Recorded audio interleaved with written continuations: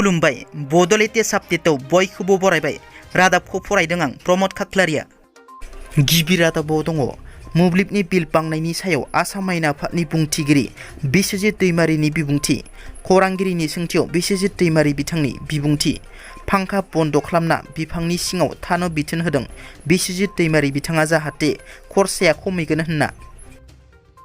आसाम सरकारा national education policy NEP 2020 खौ मैया बेखेवबाय।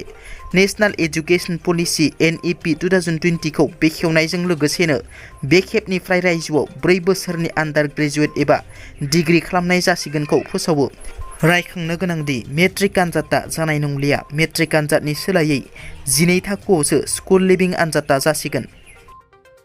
सालबारि ब्लक UPPL नि आफादगिरि चक्रधर बसुमतारिया हिन्जाव दोनखारनाय जाथायनि सायाव खौरांगिरिनि सोंथियाव मावफुं सोद्रोमा राकेश ब्रह्मआ बुङो दि ससियेल मिडियायाव गोबां समाव नंखाय बाखाय खोथा सोलियो।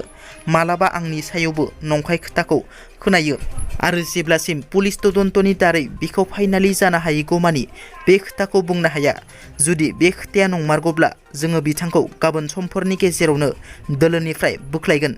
जोंनो बेबादि दैदेनगिरिफोरखौ जोंनि UPPL दोलोआव नाङा होनना।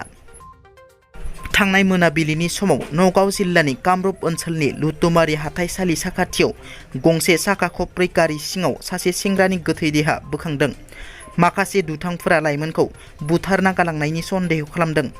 लाइमोननि मुंखौ लुटुमारिनि राहुल बरदलै होननानै मिथिनो मोननाय जादों।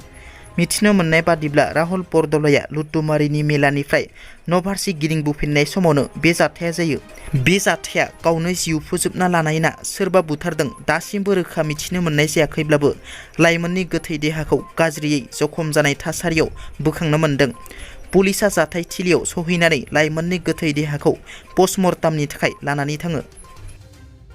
सालबारि ब्लक UPPL नि आफादगिरि चक्रधर बसुमतारिखौ समाज बेरेखा हाबा मावनायनि थाखाय दोलोनिफ्राय बोख्लायनाय जाबाय।